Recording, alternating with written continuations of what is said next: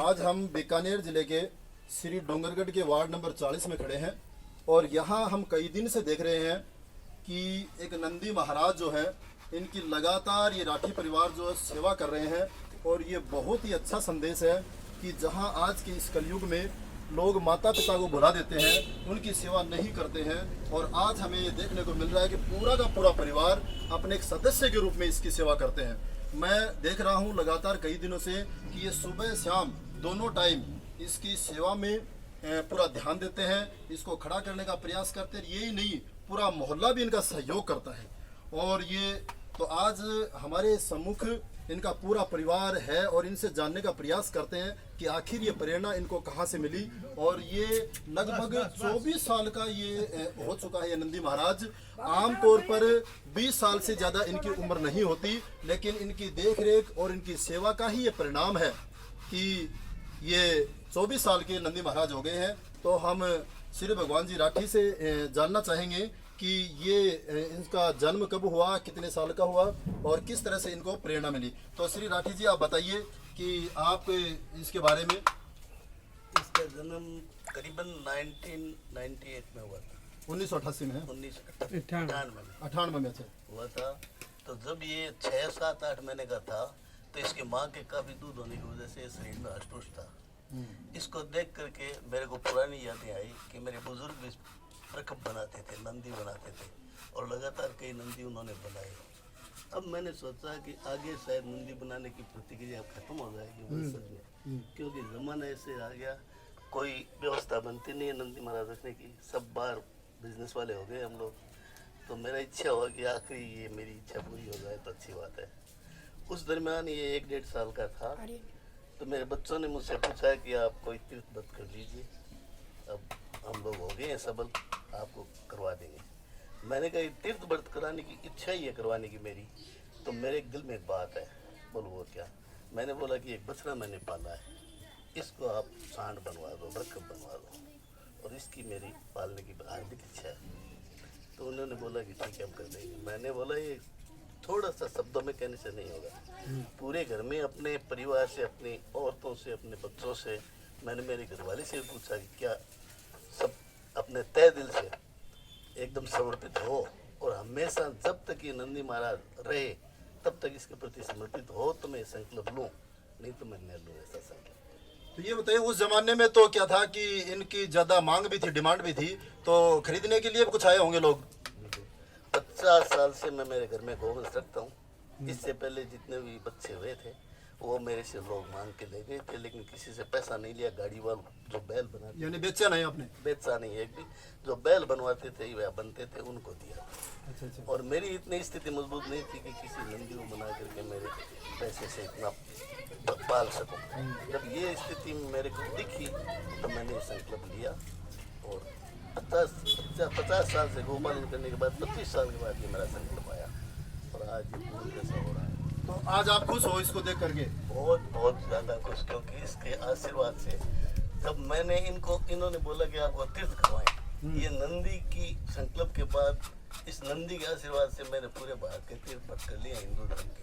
बिल्कुल सही। एक भी नहीं छोड़ा। दुर्लभ से दुर्लभ जो गंगोत्री, यमुनोत्री, केदारनाथ, बद्रीनाथ जैसे थे, मेरे बच्चों ने मेरे को तरीके से करवाया। और भी पूरे भारत के 6-7 ज्योतिर्लिंग और सारे भारतीय तीर्थ व्रत इसके आशीर्वाद से मानता हूँ, हो गए।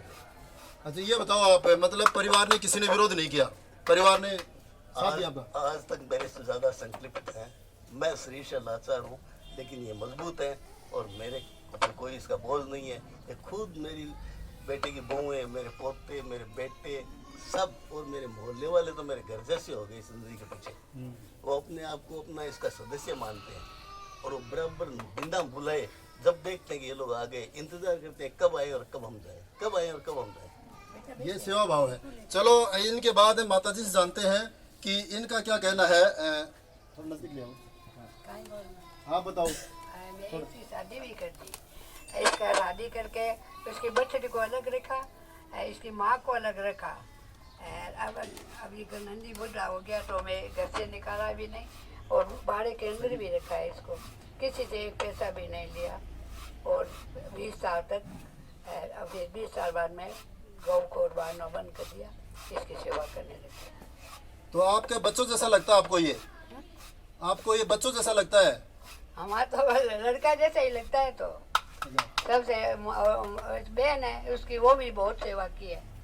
हमारी लड़की भी बहुत सेवा की है इसकी। इसको गुआर देना, लड़का भी गुआर देना, इसके पीछे रहना, इसकी सेवा, और कुछ भी वो खाने के लिए, दूध देने के लिए, सबको दूध इसी को पिलाओ गाय का, उसको मोटा करना है। और ये श्री भगवान जी के पोते हैं, इनसे पूछते हैं बेटा आपको कैसा लगता है ये? अच्छा। बहुत अच्छा लगता है। हाँ। अच्छा, तो आप इसकी सेवा करते हो? हाँ। अच्छा। और इनके ये बड़े पुत्र हैं, नाम क्या आपका?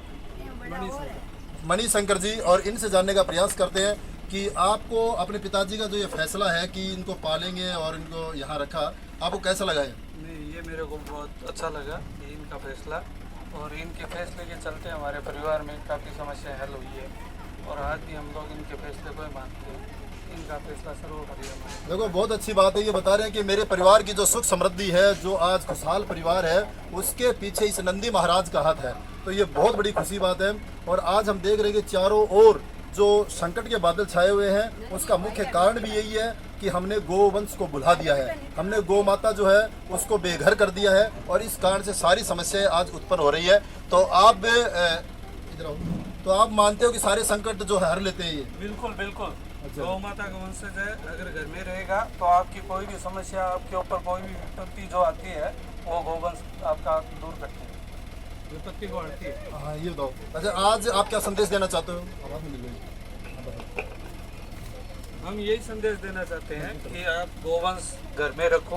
हो सकता है आपके घर में, परिवार में सुख समृद्धि बढ़ेगी, उससे आपके कोई भी परिवार के ऊपर जो विपत्ता आती है वो विपत्ता दूर होती है। और गौ माता की सेवा सबसे बड़ा धर्म है, माँ बाप की सेवा, उसके बाद गौ माता की सेवा। मैं यही कहना चाहूँगा। तो आप जो बिजनेस करते हैं, व्यापार करते हैं, उसके बाद भी इतना समय कहाँ से निकाल लेते हैं? कैसे निकाल लेते हैं भाई? आप अपने काम में आज इतना व्यस्तम समय है, और उसमें आप समय कैसे निकाल लेते हो? उसमें हमारे पिताजी का बहुत बड़ा योगदान है। इन्होंने एक संकल्प ले रखा है कि मैं शहर में नहीं बसूंगा, और हम लोग 4 भाई है, 4 भाई में से एक भाई हम लोग यहाँ पे आते जाते रहते हैं कंटिन्यू। हम चारों में से एक भाई यहाँ रहता है। फोन पे तो 24 घंटा चालू ही रहता है हमारा हॉटलाइन। जब मन में आता है तब हम पापा को फ़ोन करते हैं और उनसे विचार करते हैं। जिस तरह से बच्चों का हाल पूछते हैं कि वो बच्चा कैसा है, परिवार कैसा है, आड़ोस पड़ोस कैसा है, तो आप ये भी पूछते हैं नंदी महाराज की हालत क्या है? बिल्कुल, सुबह से शाम तक। वो अभी जैसे छोटा वाला भाई वहाँ सूरत है, तो वो डेली सुबह शाम दोपहर 3 बार फ़ोन करता है, कैसा है भाई, क्या पोजीशन है, उठाया कि नहीं उठाया, उसको गोबर लगा कि नहीं लगा, खाना वाना खाया कि नहीं, चारा खाया, सब पूछते। तो इसके थोड़ा सा हालत जो नाजुक होती है, तो आप थोड़ी चिंता करते हैं इसकी? चिंता, पूरी चिंता रहती है सर जी। एक्चुअली क्या है कि जब तक है इसके प्राण, जब तक ये है, तब तक हम लोग ये चाहते हैं कि ये सुख से, शांति से। और ये कालू राम जी हैं जो इनके पड़ोसी हैं, ये भी जब भी नंदी महाराज की सेवा संबंधित बात आती है, तुरंत भाग करके कोई भी काम हो उसको छोड़ करके आ जाते हैं। आइए आप आगे। तो आप किस रूप में देखते हो भाई ये सेवा करने को? बढ़िया, अच्छा सर। कोई भी काम कर रहे हो आप आ जाते हो? आप 4 बेटे तैयार हो? तैयार हो। मना नहीं करते हाँ। क्योंकि भाव आपका? हाँ हमारा। तो इससे आपको ये सगुन भी महसूस होता है? अच्छा जी खुश होता है? खुश एकदम। अच्छा माइत का सका अच्छा, ये हो रहा है कि मात की सेवा करनी है। माओ तो माँ बाप की क्रम की सेवा चाहिए। चलो बहुत अच्छी बात है, ये तो बहुत खुशी की बात है। आप बताओ 2 शब्द इसके बारे में।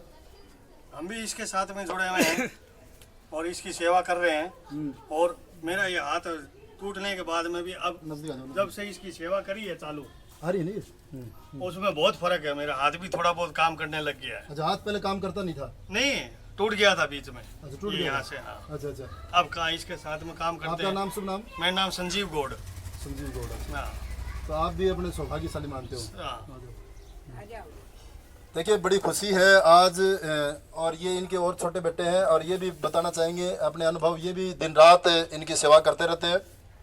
तो आप बताइए। मैं ये कहना चाहता हूँ कि आजकल लोग घरों में गोपाल जी रखते हैं, तो गोपाल जी के टाइम टू टाइम प्रसाद चढ़ाते हैं, करते हैं। इससे अच्छा है कि अगर एक गौ को पाल के उनको चारा पानी देंगे तो उससे ज़्यादा उनको फायदा होगा। क्योंकि गाय नहीं रहेगी तो गोपाल कहाँ से लाओगे? तो गोपाल के लिए गाय जरूरी है, इसलिए गाय पालना अत्यंत आवश्यक है। और हर हिंदू धर्म में हमारे राम सुखदास जी महाराज भी कहा करते थे, जब तक हर हिंदू के घर में गाय रहेगी तो गाय काटी नहीं जाएगी, पाली जाएगी। बहुत ही अच्छा संदेश दिया कि गाय नहीं होगी तो गोपाल का कोई अर्थ नहीं रह जाएगा। तो गौवंश को बचाना बहुत ज़रूरी है। हम रेडियो, टीवी, दूरदर्शन, समाचार पत्रों से भी पढ़ते हैं कि देसी गौवंश जो है उसके जो दूध है उसमें बहुत सारी गुणकारी औषधियाँ होती हैं और उससे अनेक बीमारियों से छुटकारा मिलता है। आज हम देख रहे हैं छोटी छोटी उम्र में इस तरह की बीमारियाँ हो रही है, उसके पीछे कारण है कि हमने गौवंश जो है उसको भुला दिया है। उसके जो उत्पाद है उसकी गुणवत्ता को हमने नहीं समझा। इनका जो दूध है वो एक दूध नहीं दवा है और उसके कारण पहले लंबी आयु और हष्ट-पुष्ट शरीर रहता था। तो ये भी हम मानते हैं। तो आज इस परिवार से मिलकर के अतीव खुशी हुई और अगले वीडियो में इनके परिवार में, इनके घर में 2 गौवंश और हैं और उनकी अच्छी व्यवस्था, उसके बारे में मैं अभी एक वीडियो डालने वाला हूँ। तो हाँ, तो ये एक बार और एक संदेश देना चाह रहे हैं। मैं ये संदेश देना चाहता हूँ कि इस पृथ्वी के ऊपर ईश्वर के बाद दूसरा ईश्वर गौ है। गौ के बिना कोई पृथ्वी का संचालन नहीं होगा। हम लोग सारे मांसाहारी नहीं हैं, हम लोग शाकाहारी हैं। शाकाहारी में ये अमृत जैसा काम करता है। मेरे घर में सभी दीर्घायु हुए हैं और मैं भी दीर्घायु हूँ और मेरे को विश्वास है कि जब तक दूध दही घी मेरे को मिलेगा गौवंश का, तब तक सारे दीर्घायु रहेंगे और असाध्य रोग से कोई पीड़ित नहीं होगा। यदि कोई आदमी अपनी सुविधा के अनुसार गौ नहीं रख सकता है तो किसी को लावारिस न छोड़े, उसको गौशाला या किसी आश्रय में अपने श्रद्धा के अनुसार पैसा देके उसको निराश्रित न छोड़ करके और आश्रित जगह पे दे। और यदि हो सके, सुविधा हो तो अपने पास जरूर इसका पोषण करें। तो ये बहुत ही अच्छा संदेश। और अब देखेंगे हम, बंद मत करना, आप देखिए इसके अलावा मैं दिखाना चाहूँगा आपको कि किस तरह से इन्होंने ये इसके लिए एक ये चैन कुप्पी वाला सिस्टम बनाया है और इससे ये रोज़ाना इसके नंदी महाराज को उठाने का काम करते हैं। तो देखिए किस तरह से, और ये पानी वगैरह सारी सुविधाएं हैं। और यहाँ ये जो प्लाट है, ये प्लाट पूरी तरह से नंदी महाराज की सेवा के लिए ही, और इसके अंदर एक गौवंश और इनके बंधा हुआ है और इसके अलावा घर पर भी व्यवस्था है। तो ये पूरा का पूरा प्लाट और ये इस नंदी महाराज के नाम मानिए आप कि इसी की सेवा में समर्पित है। तो मिलते हैं अगले वीडियो में, तब तक के लिए जय हिंद, जय भारत। एक बार सारे आप खड़े हो जाओ, इस गाय के सारे जवाब भी आ जाओ। हाँ, एक बार ये सारे खड़े हो जाओ। तो ये नंदी महाराज 24 साल के हो गए हैं और पूरा का पूरा परिवार जो है इसकी सेवा में दिन रात जो है वो सेवारत है। ये बड़ी खुशी की बात है। हम सबसे संदेश देना चाहते हैं कि आप भी इस तरह से गोवंश के प्रति प्रेम रखिए और गाय हमारी संस्कृति का जो है वो आधार है। तो